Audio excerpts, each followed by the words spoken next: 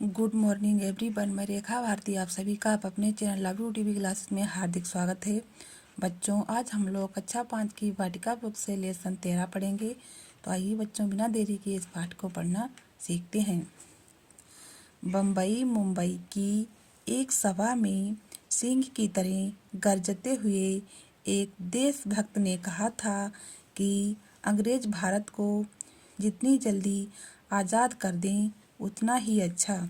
यदि देरी की गई तो यह उन्हीं के लिए खराब बात होगी।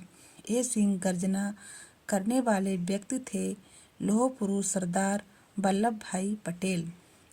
वल्लभ भाई पटेल का जन्म 31 अक्टूबर 1875 को गुजरात के पेटलाद तालुके के करमसद गांव में हुआ था।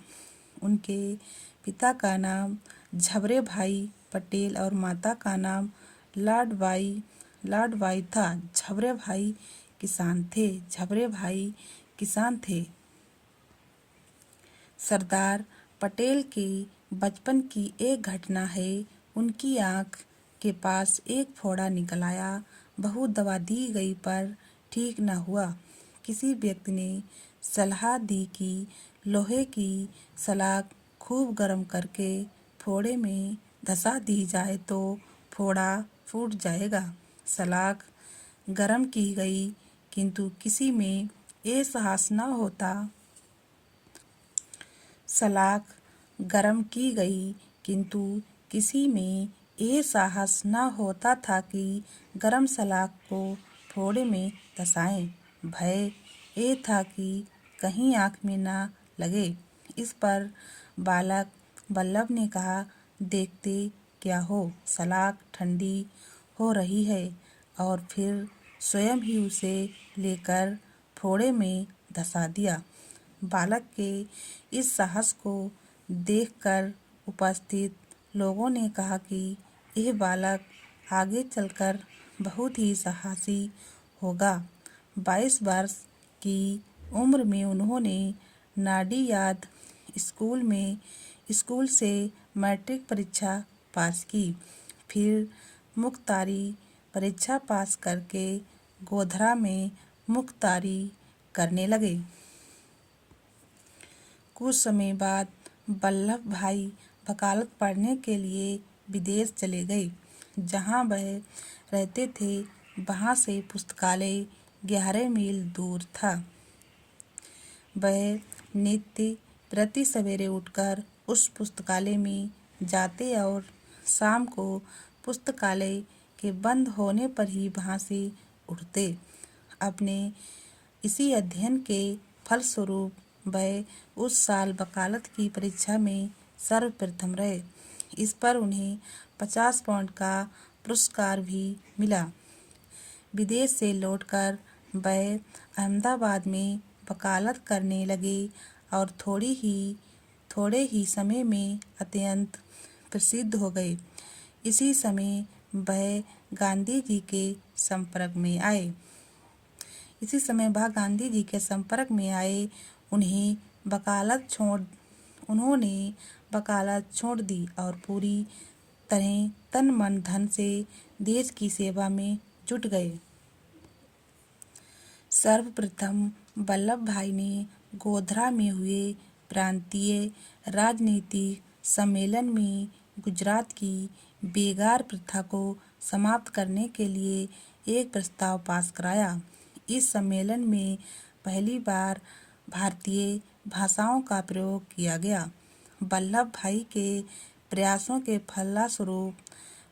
के फलस्वरूप गैर कानूनी बेगार प्रथा बंद हो गई। वल्लभ भाई ने नागपुर के झंडा सत्याग्रह का नेतृत्व भी किया। इस सत्याग्रह के कारण अंग्रेज सरकार को समझौते के लिए झुकना पड़ा। इस सत्याग्रह के बाद उनका नाम सारे भारत में फैल गया। सन 1927 में बारदौली का प्रसिद्ध सत्याग्रह शुरू हुआ। किसानों पर सरकार ने लगान की दर बढ़ा दी। किसानों पर सरकार ने लगान की दर बढ़ा दी। किसान वल्लभ भाई के पास गए। इस तरह उनके नेतृत्व में आंदोलन प्रारंभ हो गया।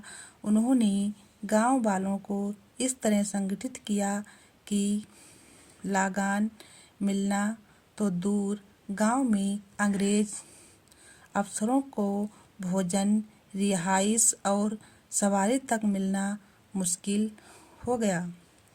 अंग्रेज सरकार ने इसके विरोध में बहुत अत्याचार किए। गरीब किसानों के घरों के ताले फौज के जरिए तुड़वाकर सामान जब्त करके मालगुजारी वसूल करने की कोशिश की गई, पर सरकारी खजाने में एक कौड़ी भी जमा न हुई।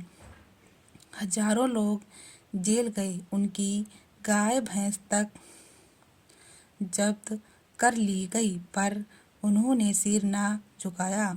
यहाँ तक कि जब्त किए गए सामान को उठाने वाला कोई मजदूर नहीं मिलता था और न जब्त की गई जायदाद की नीलामी में बोली लगाने वाला कोई आदमी। महीनों तक यही हाल रहा। अंत में सरकार को झुकना पड़ा। सन 1929 में लाहौर में पूर्ण स्वराज्य की मांग की गई।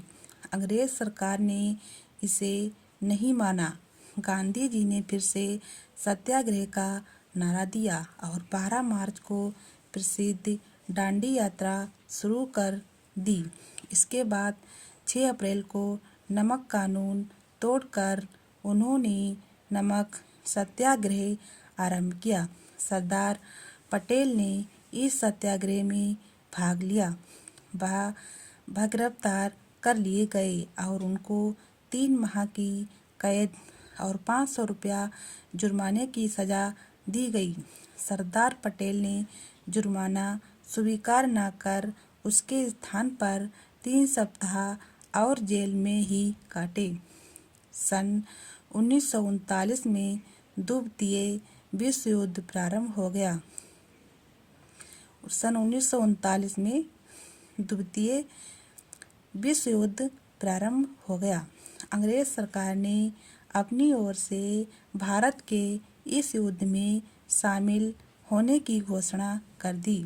इसका सर्वत्र विरोध हुआ। सरदार पटेल 17 नवंबर 1940 को व्यक्तिगत सत्याग्रह के दौरान गिरफ्तार हुए, पर स्वास्थ्य खराब होने के कारण 9 महीने बाद रिहा कर दिए गए। भारत छोड़ो आंदोलन के सिलसिले में अगस्त 1942 में वह फिर गिरफ्तार किए गए। 1942 में वह फिर गिरफ्तार किए गए। अन्य सभी नेताओं के साथ 15 जून 1945 को वह भी छोड़ गए। यानी कि 1945 को वह भी छोड़े गए। 15 अगस्त 1947 को देश आज़ाद हुआ। सरदार पटेल ने गृह मंत्री का कार्यभार संभाला। स्वतंत्रता के बाद देश के सामने कई समस्याएं आईं। सरदार पटेल ने अपनी सूझबूझ से इन सभी पर काबू पा लिया। जिस कार्य के लिए सरदार पटेल को सदैव याद किया जाएगा, वह था देसी रियासतों का एकीकरण। जब अंग्रेज भारत छोड़कर जाने लगे तो देसी रियासतों को यह आज़ादी दे गए कि वह चाहें तो आज़ाद रह सकते हैं, चाहें तो भारत या पाकिस्तान में मिल जाएं। सरदार पटेल ने इस विकट समस्या को अपनी दृढ़ता और सूझबूझ से हल कर दिखाया और लगभग 600 रियासतों को भारतीय संघ का अटूट अंग बनाकर भारत के मानचित्र को नवीन स्वरूप प्रदान किया। संपूर्ण भारत में एकता स्थापित हो गई। इसीलिए उन्हें भारत का लौह पुरुष कहा जाता है।